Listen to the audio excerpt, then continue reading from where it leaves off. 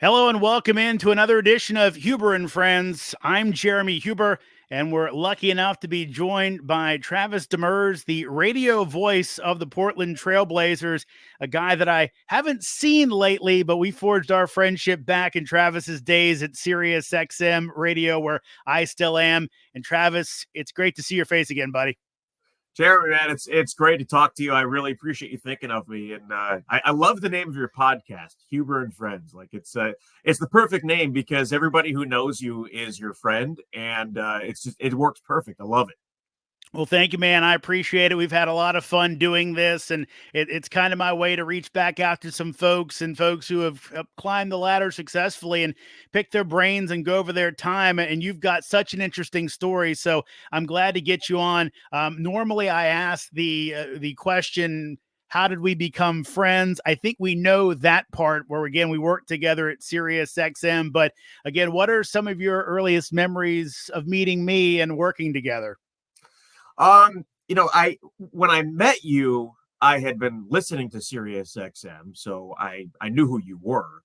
And the first things that anybody who has ever listened to radio, when you meet somebody or see somebody that you've heard their voice, there's always like, oh, that's what that guy looks like. You know what I mean? So I had heard your voice for a while. I had heard you, doing updates and all kinds of different things. Then I meet you, and for me at that time, I was from the East Coast, but I lived in Oregon for a while, and then I'm coming back east, and so it was a weird, different environment for me because I'd been at the same radio station for a long time before that. So just how nice and friendly you were, and just welcoming. And there are some people that when you meet them, it can take a while to kind of break through. And it wasn't like that when I met you. When I met you, it was we were like friends already. And that's why Huber and Friends is such a great name for your podcast, because that's what it felt like right away. Appreciate that, Travis. The picture up there, I believe that's from 2020. You were in town to do a Blazers game. And it's actually funny. I was looking for these pictures, Travis, and it is right before the pandemic. Yeah. And I've had folks tell me this before. Afterwards, I met a bunch of your friends and I made the mistake of shaking hands and then eating. I got about as sick as I've been in the last 5 years. So you have to wonder, when I look at that picture, was COVID already going around and I happened to catch it? So it's one of those things that is a picture that I really love thinking back about having a fun night, but I also don't appreciate how sick I got that night. Yeah, there's so many things about that time where it's like, okay, how did this, work here and that? And earlier that year, right around New Year's, a couple of our players had missed like a week and a half with a respiratory infection. Like CJ McCollum and Hassan Whiteside had both missed time with a respiratory infection of January of 2020. And you're thinking, was that COVID? Is that what that have been? And in February, we were in Indianapolis when the combine was going on, and we just played the Pacers, and we get on the elevator after the game, and Sean Payton walks in. I'm like, oh, cool, it's Sean Payton, and he sees all of us, me, coaches, whatever, wearing Blazers gear.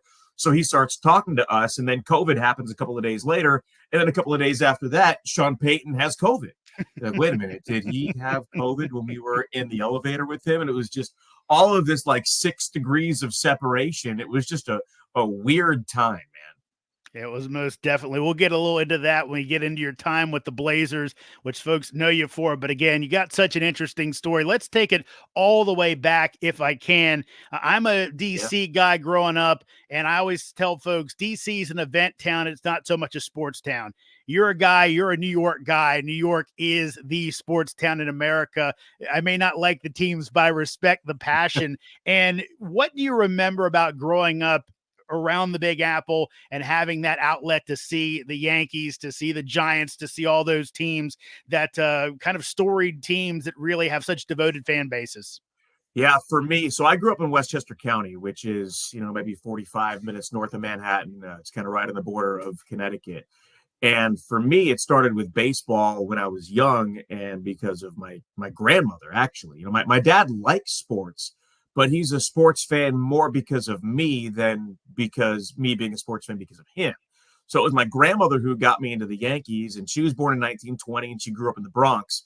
So she would go to Yankees games. Wow. So, the stories that I would hear from her of Babe Ruth and Lou Gehrig and her Uncle Saul taking her to games on Wednesdays when Ladies' Day was free in the mid and late 1920s. That was my first, experience with hearing about sports. And, I remember being 7 years old and, my parents weren't watching the games, and I would ask if I could go into their bedroom and watch games. And I would watch the Yankees on WPIX or the MSG network. And then I've vivid memories of, watching the 1989 playoffs. Obviously the Yankees were not anywhere near the playoffs in 1989, but I remember watching, Will Clark's grand slams in the NLCS. And I remember, the Blue Jays and the A's, and, watching the Giants and A's in the World Series that year when I was 7 turning 8. And so for me, I was a sports fan seeking it out when I was really young. And the next year, 1990, I don't know if you saw that documentary, the Bronx Zoo 90, like that was the first year that I followed a team, the ins and outs of a team every single day from spring training all the way through when I was 8 years old. And that was that terrible, terrible Yankees team that had Mel Hall dating high school girls and, taking prom pictures with them. Like that was the first team that I followed every day. And so for me, it started with baseball. And my first Yankee game was that year. My dad took me to a Yankees A's game in April of that year. The Giants, the Rangers, the Knicks, but it really started with the Yankees. And I would go to games with my dad. And, I remember when I was 11 years old, we got some tickets. Just that morning, my friend Joey and his dad Joe called my dad up and were like, hey, you guys want to go to the Yankee game this afternoon? And it just happened to be the day that Jim Abbott threw a no-hitter against the Cleveland Indians. And that game had such an effect on me that my oldest son's middle name is Abbott. So I became such a big sports fan that the Yankees and all of that really forged a lot of who I was at that age. And, not that my entire identity revolved around sports, but I knew from the time I was 8, 9 years old that I wanted to do something with sports. And the fact that I get to, like, what it's like, man, we all do this because we're sports fans and we loved it. So to be able to, in some capacity, follow sports and talk sports for a living, like, how did we get here? Yeah, it is always a wild ride when you have to tell people how you got this awesome job and how Yeah. it's not so awesome some days, but it is most of the time.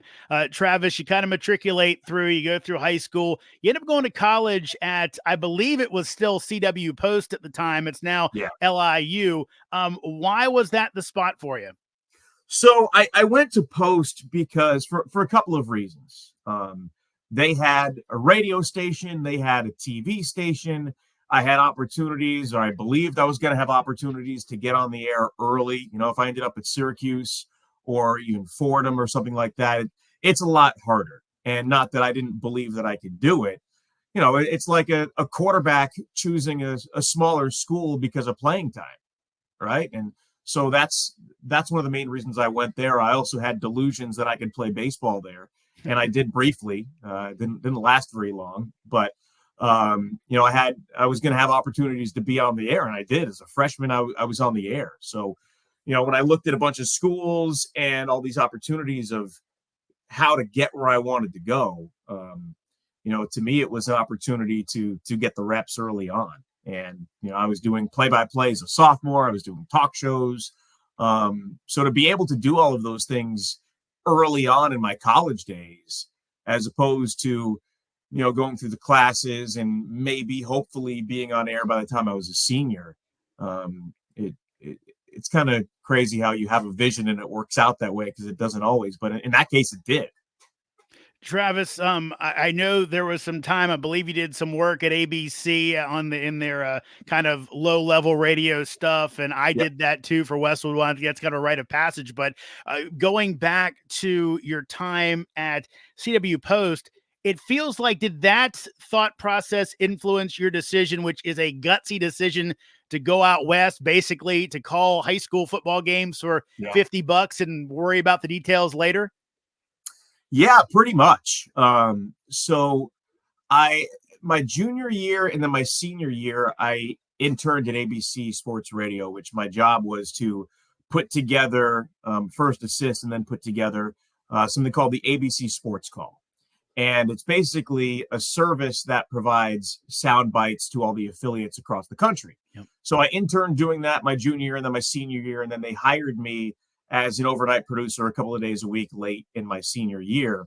And somebody that I worked with, a guy named Steve White, who I still talk to on occasion now. He had a huge impact on me. He told me, he's like, look, if you want to be on the air, go find somewhere that you can be on the air. If you want to be a producer, stay here and do this. But you want to be on the air, go find somewhere that you can be on the air. So I sent tapes and resumes all over the country. I applied for the Auburn play-by-play job. I obviously didn't get it, but I got a nice letter from them. I sent tapes to every radio station, TV station, and I was offered a couple of different jobs. One in rural Nebraska. They wanted me to do play-by-play and cover state fairs. And then they said they wanted me to shovel snow off the roof and the satellites in the winter. And that's when I decided I wasn't going to do that. But I had an opportunity and an offer to do high school football and basketball out on the Oregon coast. It wasn't even Portland. And for folks who are around our age that have seen the movie The Goonies, that is Astoria, Oregon. That is where I accepted my first job for $50 a week. And I, saw that, Portland had sports talk radio. And I figured, okay, what I'm going to do is I'm going to get out there. I'm going to call games once a week. And then I'm going to work at a station in Portland and work my way up. And within a couple of years, I'm going to be doing national radio and doing play-by-play for like a big time team. And, the delusions there. But Portland is about 100 miles away from the coast. So I lived in Portland, commuted out there once a week, and basically blew all my $50 on gas money traveling back and forth. And then I had all kinds of other jobs. I worked at Champ Sports at the mall. I did construction. I did all kinds of other stuff before I could really make radio a career. And I ended up, getting in doing some board op stuff and stringing for $25 a game. And for folks who don't know what that is, that's, post game, you go into the locker room with a microphone and you hold the microphone up for post game, and then you cut it up. And, they at 1190 KEX, they paid me $25 a game to do that. So just kind of piecing everything together. But yeah, 21 years old, I moved sight unseen across the country for $50 a week. And looking back at it now, that's insane, but it obviously worked out okay. Was it a culture shock being out there for you? It was, to an extent, because where I grew up, it was, I wouldn't say rural, but it was definitely suburban and more on the rural side of suburban, country, that kind of thing. So when I got to Oregon, there was quite a bit of that out here, but I go out to the coast and it's a coastal town out in Astoria, and I couldn't live there. It was just too small. So that's when I decided to live in Portland. And, it's very green, a lot of trees. Instead of the leaves falling, they were all, coniferous trees and things like that. But the people were very different. The accents were different. It was just a completely different way of life. Travis, what was your first kind of big breakthrough moment past the calling high school games, maybe getting some sound every once in a while? What was kind of the big breakthrough for you in your career? I don't know that there was like a breakthrough except for, this opportunity that I have now. Mm-hmm. Right. So I was working at another station in town. 1080 The Fan was the station. It was then Entercom, now Odyssey. And I was doing sports updates for them in addition to all the other stuff I was doing, right? So I had like 3, 4, 5 different jobs, but I was doing sports updates for them and then had opportunities to do some hosting. And it was fill-in hosting here and there, and realizing that I can do this. But it really wasn't anything that was solid. And I had been out there at that point for 8 years, just kind of, piecing things together, whether it be some hosting here and there, updates, play-by-play, a little bit of everything. And then really, in 2011, so I was 29, I got an opportunity to go work full time at SiriusXM. And I was doing updates, as you know, and I had some hosting opportunities there as well. That I had hoped that those were going to lead to something bigger, but sometimes those things are out of your control. And as you know, this business is very subjective, and sometimes the people that you're working for that want to give you opportunities really like you, and you could be doing the exact same thing and somebody else doesn't like you as much. So I did not really see a long-term hosting future at SiriusXM.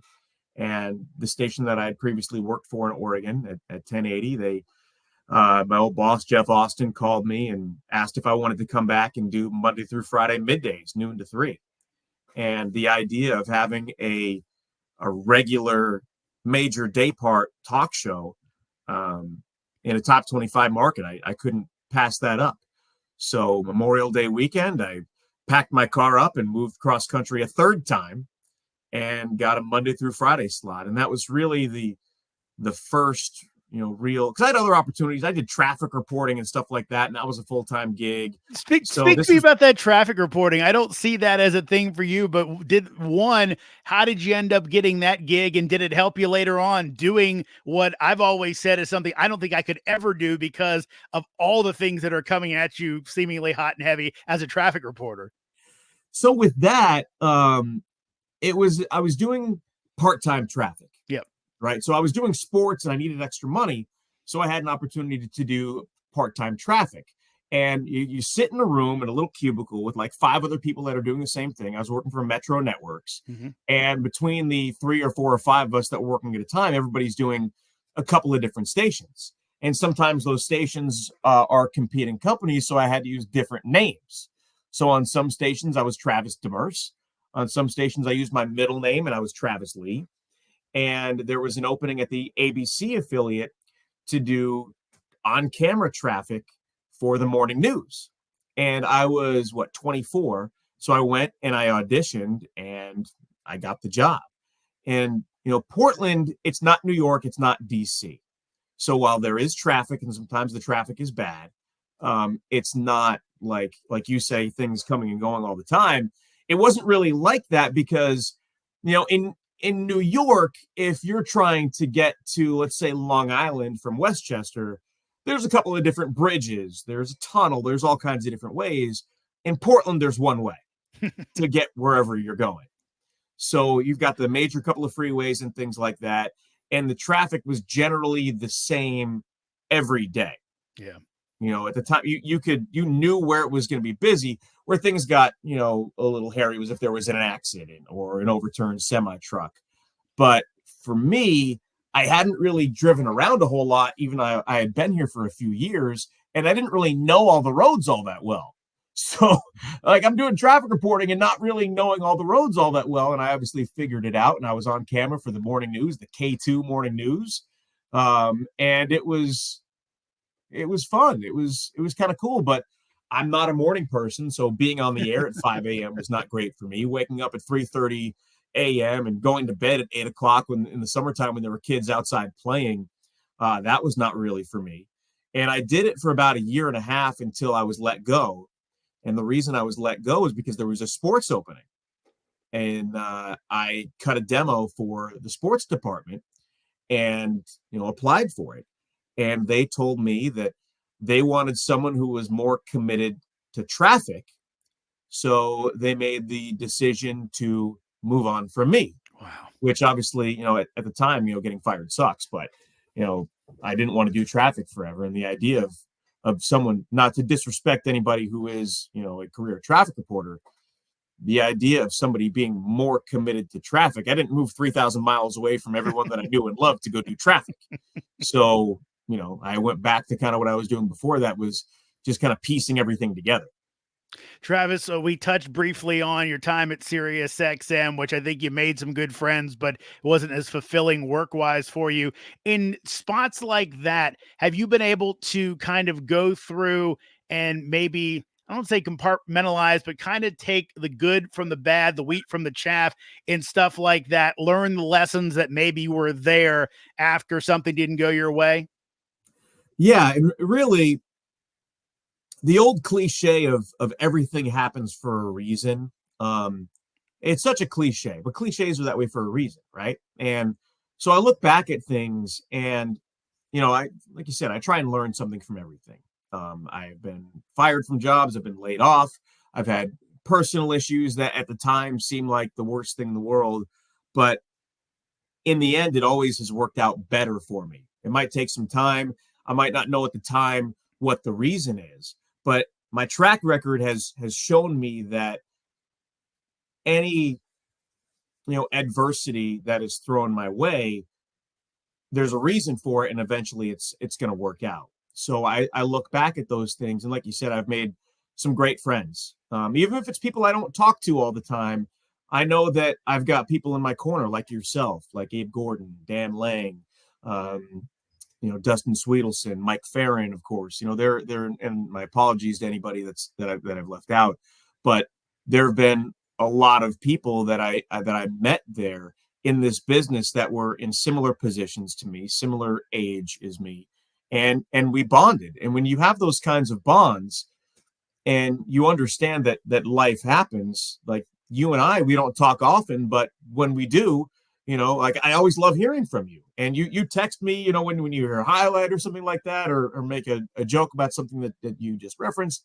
It means a lot to me. And I can do the same with you and those other guys. So while there were some things that didn't work out in my career the way that I wanted to, it was also really important for me because I had been at the same station for so long to get out and meet other people from other parts of the country that do what I do or have aspirations to do what I do, and learn a different way of doing things, because there's always different ways of doing it. So all of those things together, yeah, I don't regret a single bit of it. I mean, I got to host shows with freaking Mike Leach. That dude was awesome, the late Mike Leach. And then I would run into him at Pac-12 Media Day when I was doing talk shows out here, and he said he remembered me, but I doubt that he did. But he played it off real well. But having those opportunities to meet people and seeing a different way to do things, even though there were some personal and professional struggles, those I was there for 13, 14 months. It's some of the most important times in my life, personally and professionally. So I'm very thankful that time happened. Travis, you mentioned when you came back to Portland, you come back to a Monday through Friday time slot, a set Yeah. slot. And one thing I've talked to a lot of guys who have kind of done that, they say that doing a talk show has kind of helped them coming out be a better play-by-play guy, because they makes them a better communicator. They have to do it long form, so when they get into a game, they can fill that time better. It's not just worrying about calling the plays. Did you find it that way for you? Yeah, 100%. And really, I thought the talk show path was going to be my path, right? Because, I made a decision when I was younger that I wasn't going to chase the play-by-play dream. I didn't want to go to, the Oklahoma Panhandle, Mhm. or, try and climb up the minor league ladder and be in 5 different places in 5 different seasons, because it's really a tough life. And I decided that I didn't want to do that. And even though, while you're working your way up the talk radio ladder, it doesn't pay all that well. And, there are a lot of concessions in your life that you have to make. That was the path that I chose. So I saw play by play, even though it was my love and the thing that I wanted to do the most, I saw that as a hobby. And I would, call games. I would do high school games, do games for the University of Portland or the Hillsboro Hops, a minor league baseball team out here, and things like that, just to kind of wet that whistle a little bit and have the opportunities to do those things. So I really kind of poured myself into being a talk show host. And like you said, when you're doing play by play, especially if you're doing baseball, you've got a lot of time to fill. You have to be a good communicator, you have to be a good storyteller.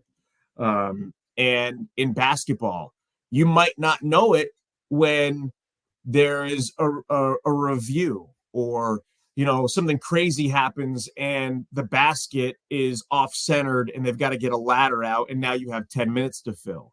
So in things like that, the talk show background has made it a lot easier for me to just kind of wing it and have a conversation and be able to have a conversation about just about anything, and find something random that's happening and have a conversation about that, whether I have a broadcast partner or not. You've got to fill time. And I've done talk shows solo. I've done talk shows with a co-host.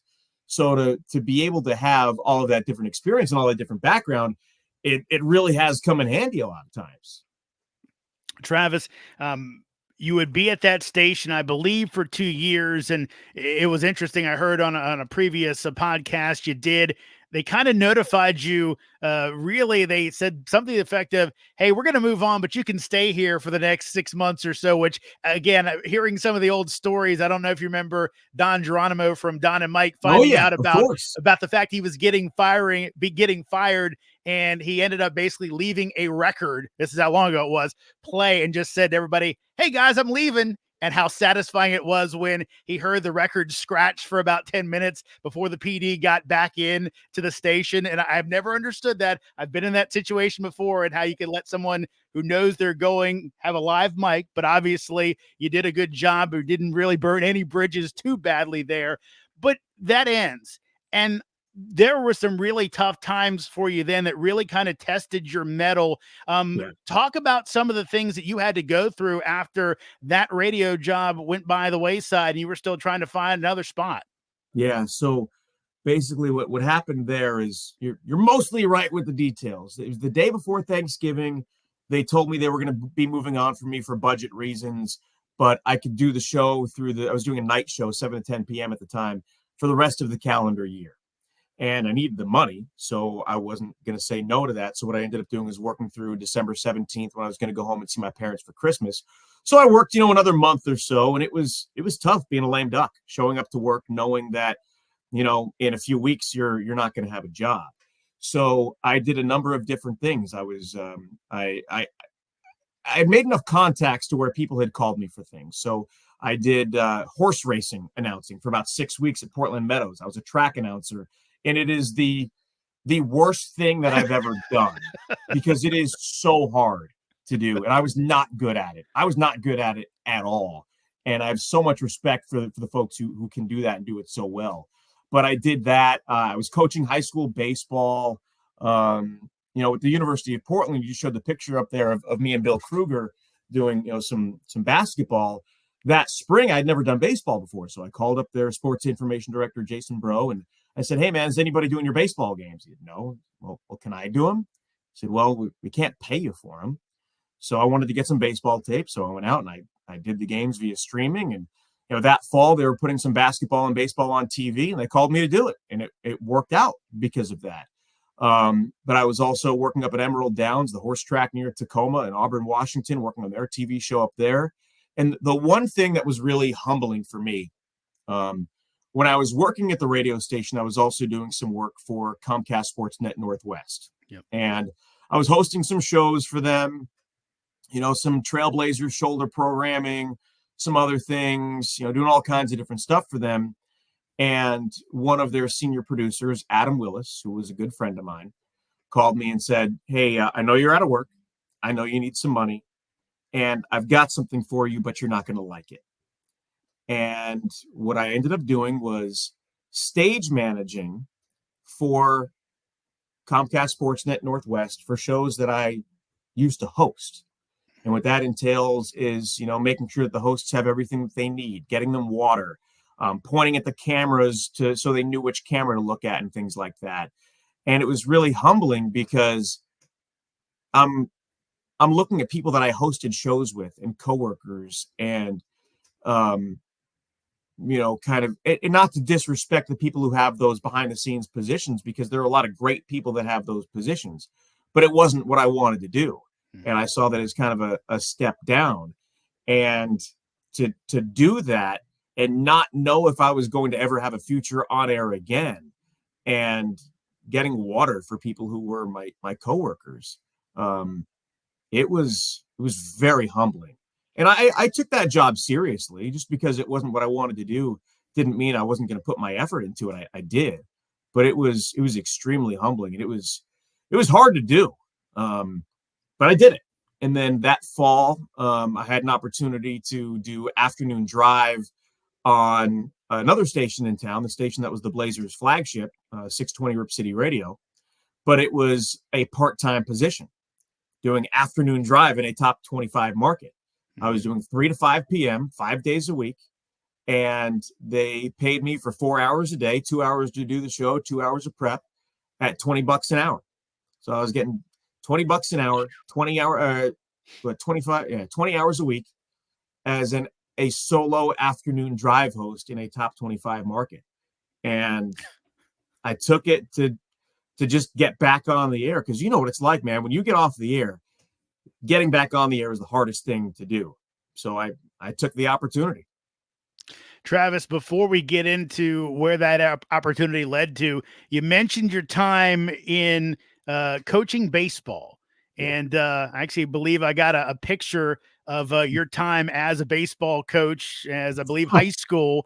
Yep. And I think in an interview I saw with you, you said, look, I was pretty mentally beat up. It was tough getting out of bed some mornings when, like, you're talking about your stage managing for people that you used to work with on Yeah. the air. But you said that one of your bright spots was doing high school baseball as a coach.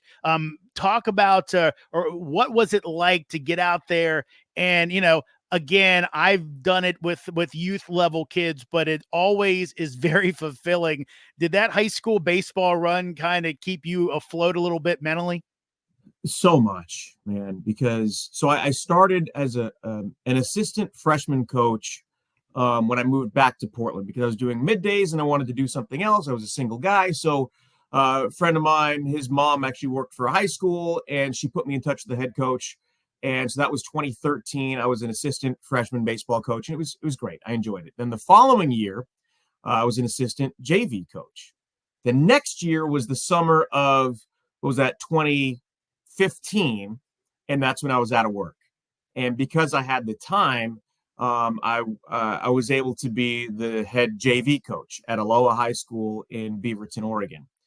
And getting back to my roots, because I truly love baseball and I love the fundamentals, and I was a catcher, and being able to share those things with kids and high school kids, and just truly be around something that I loved, being around the game. And I really enjoyed the coaches that I worked with. I made some great friends there. Being at the park, at the field, painting the lines, hitting fungos, teaching the game. I even, took it a step further and made my own game notes for JV high school baseball. And at the end of the year, I took the whole game notes packet and I went to FedEx and made a packet to give out to all of the kids' parents. And just having the opportunity to be around that and have somewhere to go every day and be around a game that I loved and be around kids that I enjoyed. It changed my life, because it really pulled me out of this hole that I was in. And I still talk to some of the kids that I coached. One of the kids that I coached actually was a relief pitcher on Oregon State's team that won the national championship.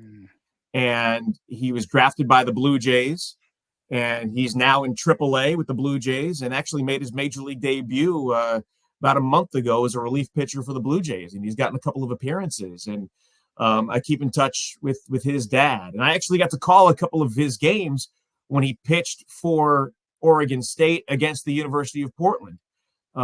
So keeping in touch with him and his family and some of the other kids that I got to coach and get to know, and some of their families, and just be around something that I loved.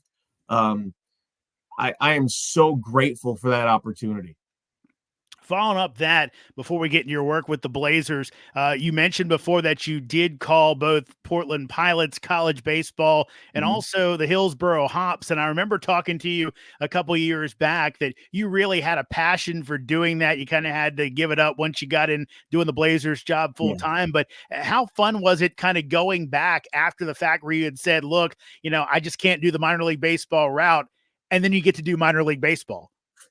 It was It was cool. It really was, because I loved doing play-by-play, and because of that opportunity I had with the Pilots, I was able to. And there's Doug Drabeck, former Cy Young Award winner, is the pitching coach for the Hops one year. To be able to do that for affiliated minor league baseball, I was the number 3 guy. Rich Burke was the lead. Matt Rickert was the number 2, and when they weren't available because their games were on the station that I worked for, I got to do some of their games. And it was fun. And I got to, some of the managers, Shelly Duncan and Sean Roof, and got to know them a little bit. I went on some road trips, and here I am getting to call minor league baseball, and see some of these big time prospects come through. And, Dansby Swanson, his first year of affiliated professional baseball was with the Hops. And, doing that one year, I was up in Spokane doing a Spokane Indians game, Hops against the Indians, and a foul ball just comes whizzing by my head, and I'm looking around, and I don't see it. So after the inning, I look around, it's stuck in the wall behind me, and apparently that happens from time to time. So I'm calling the game, and Ryan Nelson was pitching for the Hops that day, and in come these 2 older guys while I'm on the air, and they're looking at the wall, and I'm turning around like, hey, leave that there. I got to get a picture of that. I want to pull the ball out of the wall. And this guy turns around, and he's this close to my face, and he sticks his hand out to introduce himself while I'm on the air. He says, hi, I'm George Brett. He was one of the owners of the Spokane Indians. And so I'm just like, yeah, I know who you are. And he's talking to me while I'm on the air to call a game. And you can hear his voice get picked up. It's just some of the things that I got to do. It was just unbelievable to be around some of these opportunities. Travis, speaking of opportunities, you end up at Rip City Radio doing your show, and then you get a fortuitous call about a preseason Blazers game. Tell me about that. Yeah, so it was October of 2017, and my predecessor, Brian Wheeler, who is a phenomenal broadcaster, he had some health issues, and the Blazers director of broadcasting, who I had worked with a little bit doing some Oregon Duck stuff, he called me and said, hey, it's Jeff Curtin. I'm calling to see if you can fill in to call the Blazers preseason game tomorrow night against Maccabi Haifa. And I'm thinking, is this a joke? It's like that scene in Major League, when Jake Taylor's laying on the bed in Mexico, and he's like, if you were going to pull this, you could have at least said you were with the Yankees, thinking it was a joke that the Indians were calling him. And that's kind of how I felt. Like, are you serious? Yeah, of course I can make that work. So I had 24 hours notice to call this preseason game against Maccabi Haifa. And my co-host, Chad Doing, I called him and I said, hey, I'm taking today and tomorrow off so I can prep and do this. Go do it, man. So I prepped for it, and I got all ready to go. And I treated this game like it was game 7 of the NBA Finals, man. This was my shot. And if I screwed it up, I might not ever get a shot again. And just to have that opportunity, man, I still can't believe it worked out that way. And it was the only game that I did. Brian Wheeler missed, quite a bit of that season, and they had called somebody else, Scott Lynn, who had previously filled in for him, but he'd retired and moved to Florida, so he couldn't get back in time to call that game. So they called me. And that game, I believe, leads to another year where Brian Wheeler had some health issues. And again, was this one of those things that, hey, he did a good job, he's around, let's call him again? That's exactly what it was. So Wheels unfortunately had to miss some more time with his health issues, and rather than bring Scott Lynn back from Florida to fill in, I worked for the Flagship. They wanted to give me opportunity. So I got a call again. I think this was, I don't know, maybe August or early September, that, hey, we need you to fill in, and we need you to do all of the games until Wheels is healthy. So I did the preseason. I did the first, month of the season, and he came back to do home games only after Thanksgiving. So I kept doing the road games after that. And then in February, he came back to do all games. And I'm thinking, great, that was my opportunity. I got so close, and it was fun while it lasted, but now I got to go back to regular life. Well, his health issues continued. So After a few games, they called me back to do road games again. So I did road games for the rest of the season. And then when the season was over, it was okay. Thanks, appreciate it, good work. And the Blazers played the Oklahoma City Thunder in the first round of the playoffs. And I went back to, hosting my show and doing that kind of thing. And I'm in the arena when Dame hits the 37-foot three, the bad shot over Paul George. And they move on to the second round against the Denver Nuggets. Well, in between the first and second round, I get a call saying, hey, we need you again, but not just for road games. We need you for all of the games. So game 1 in Denver, game 2 in Denver. Wow. We come home for game 3, and it's a 4 overtime game that the Blazers won. And, this was the first home game that I had called since November, and just the experience and the energy calling a 4 overtime playoff game. It was unbelievable. And then, we get down 3-2. We come back home for game 6 and have this epic game 6 win. And now I'm getting to call a game 7 of the playoffs on the road. Like, how does this happen? It also happened to be that game 7 was the same day as my son Lincoln's first birthday, and it was also Mother's Day. So I missed those to call game 7 on the road. And, we go on the road and we were told to pack for more just in case. Well, we win the game. And now we go on to the Western Conference Finals against the Golden State Warriors. So here I am in Oracle Arena calling the Western Conference Finals, and, everything that came along with that. I ended up getting swept in that series. But I went from, calling, again, no disrespect, but calling single A baseball to a year later calling the Western Conference Finals. Like, whose life is this? How is this happening, man? And I did, and the season was over, and I thought the dream was dead, and if I was ever going to do this full time, I was going to have to go do it somewhere else. And I knew my wife at the time was probably not going to like that because her whole family was here, and I'm thinking, what is my future going to look like? And I had no idea. And eventually you would get another call. And I think I heard correctly that you were holding your son and some coffee at the time when you get some very good news, correct? Yeah. So Wheels was unable to continue. And in July, the decision was made that he was not going to call Blazers games anymore. And they called me for an interview. And, I went through that process. And, I've never been more anxious in my life that summer, to be so close to your dream and now having experienced it and being in this interview process, knowing and not knowing if you're going to get the job or not. It was just so nerve wracking. And then that September, I was making coffee, and my son Lincoln, who at the time was, what was this, 2019? So he was, not quite a year and a half. I'm holding him in my arm, and I'm making my coffee in the other arm. So I grabbed the phone. I see it was Jeff Curtin, director of broadcasting. I put it in my ear, and I'm holding it in my ear, and I'm holding Lincoln, and I'm holding my coffee. And he said, are you sitting down? And I said, no, I'm holding my son and a cup of coffee. He goes, you should sit down. And I wasn't sure if this was, you need to sit down because we're going in another direction and you're going to be disappointed, or you need to sit down because this is the most important professional call you've ever had in your life. And it turned out to be the latter. And I got weak in the knees, and I cried. And, it's hard to explain what it was like in that moment, because it was a life-changing phone call. Yeah, again, I can just tell it still makes you a little bit emotional to It does. think It really about does.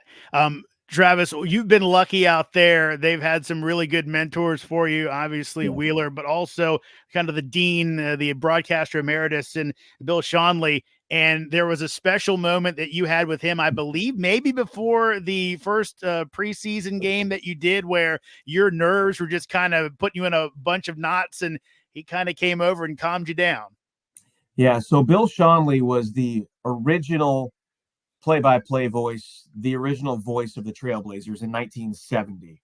And he had actually done Seattle Pilots games, Mm. and they moved to Milwaukee, became the Brewers. He was obviously didn't have a full-time play-by-play gig. You're not a professional one. And in 1970, he Jim Barnett made a shot, and he just happened to say Rip City, and that's how Portland became known as Rip City.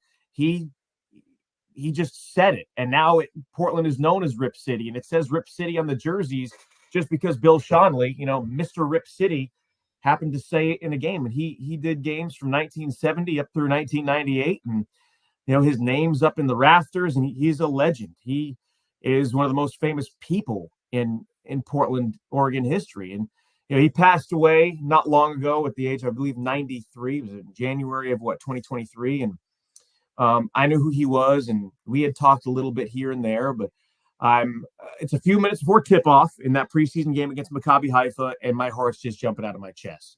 So I walked down to the media room to, just get a cup of tea and calm myself down, and I get this tap on my shoulder, and I turn around, it's him, and he stuck his hand out to shake my hand, and he said, "You're going to do great." And it just put my mind at ease, and I felt calm. And I went from being this nervous wreck with knots in my stomach and everywhere else to just calm. And to hear that from him, it was peaceful. And I was able to relax because of that. And Travis, I believe I read that he also gave you another piece of advice, just kind of about being yourself, because, obviously in Portland, they've only had a handful of announcers. You get attached to your announcers. And I think it was something to the effect of, hey, be yourself, be Travis, don't try to be anybody else. Is that correct? Yeah, it really was, because, to your point, going into year 55 of Blazers history now, there have been 4 radio voices: Bill Schonely, Eddie Doucette for a couple of years when Schonely went to do TV. He went back to radio, and Eddie Doucette, who is a Hall of Famer, moved on to something else, and then Brian Wheeler, and now me. And there are big shoes to fill, and all of those broadcasters are Hall of Fame level broadcasters. So I felt a responsibility to the fans of Portland to give them the quality that they've known for a half a century. And he said, don't be me. Don't be Brian Wheeler. Don't be anybody else. You're here for a reason. Be you and do what got you here. And I think about that all the time. He also gave me the advice of, I don't need to call out the refs for every, bad call, which I struggle with sometimes. But, hearing that from him, it gave me confidence that I could be myself, and I was there for a reason.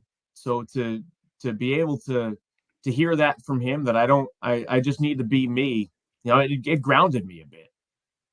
Travis, you mentioned before you can be a maniacal preparer, and I think this has been documented. UniWatch did it, a couple other places. Yeah. You have basically your own spotting chart that you worked over. There's not that many guys. I know Bob Carpenter has a baseball scorebook that everybody uses, but I've got a picture of it right here, and it is the Travis Demers basketball spotting chart. Tell me about this thing again. It is a piece of art. How'd you come up with it, and what was the decision to kind of go this route?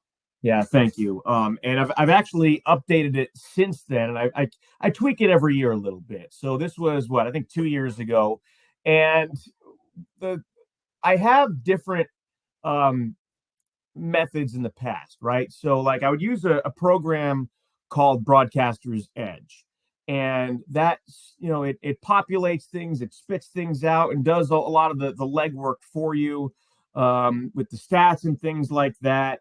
And then you just kind of fill in other things. And I liked it, but there were some things about it that I didn't like. You couldn't customize fonts, you couldn't customize colors. If line 1 on the first player was red, the first line and everything had to be red. And, I'd kind of looked at other guys' play-by-play charts and said, you know what, I'm going to make my own. So I created my own using some of the template from Broadcaster's Edge and some things that I had seen from other guys and some ideas that I had.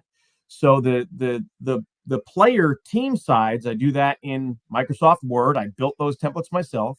The piece in the middle with the stats, I built that in Excel, and I've got these templates built up. and I do everything by hand. And not by hand, but I do everything manually. There's Yep. nothing automated in that at all. And I can keep track of, things that happen during the game, and all of the details that I could need in there. Bio information, stats against the opposing team, recent stuff, team stats, everything that I could possibly ever need.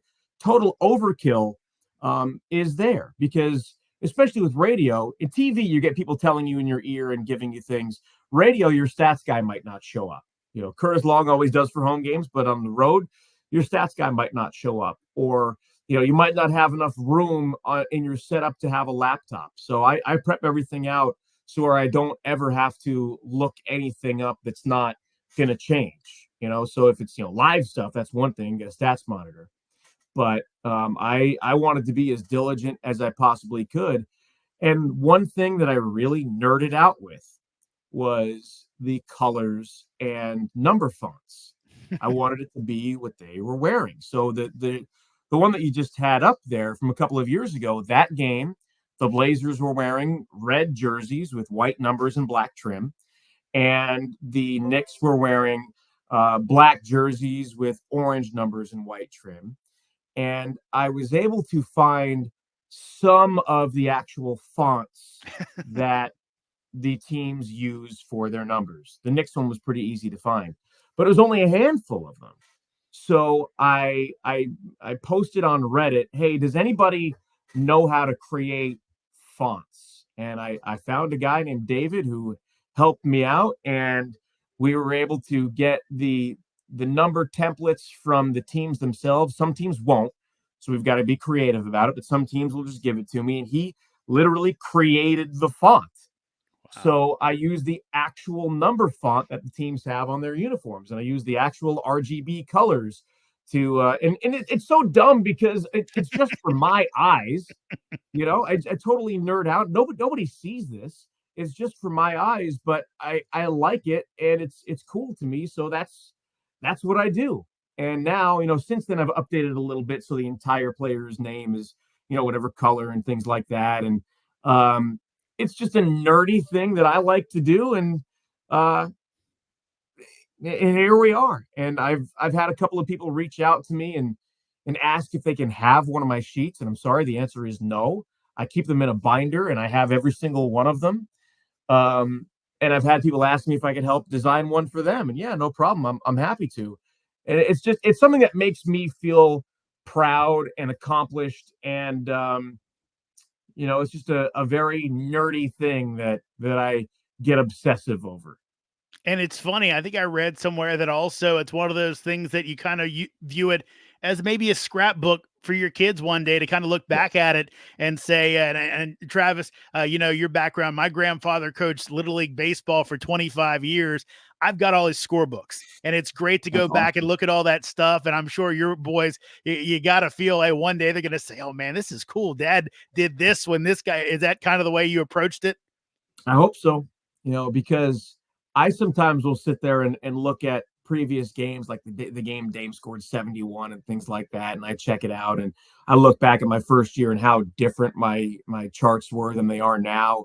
But my kids, I have 6 and 4-year-old boys, and they're starting to get into sports, and maybe when they're 12 or 15 or 20, or maybe after I pass away, they're going to want to look at that and see what dad did. And if they're like me, they'll spend an hour looking at one sheet and pick a random game against the Denver Nuggets in February of 2021 or something. And, oh, that's right, that guy played for the Blazers, or look at this information, or, this guy was a rookie, just things like that.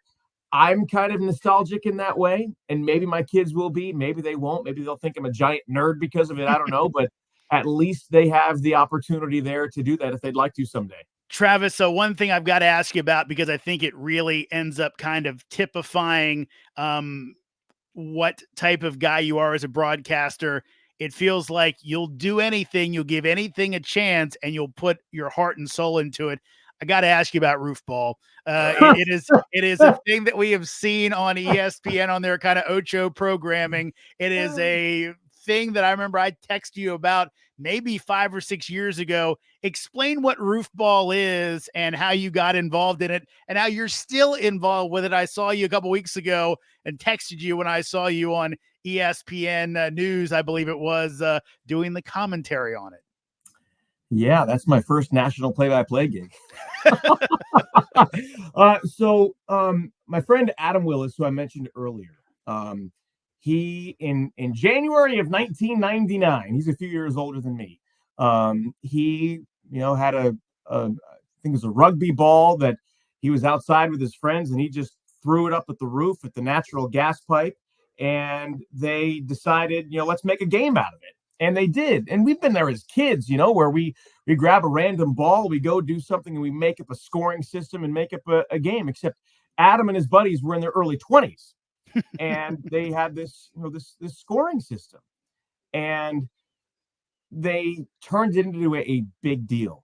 And they had these tournaments of like 24 people and trophies and make a huge deal out of it. Well, Adam, who used to work at ESPN, and he was, he produced on NFL Live and Sports Center, and he's got a TV background. And I worked with him. He was a senior producer at NBC Sports Northwest. He decided that he was going to rent a public access TV truck and put this on public access TV. And he's like, hey, do you want to do the play-by-play for this?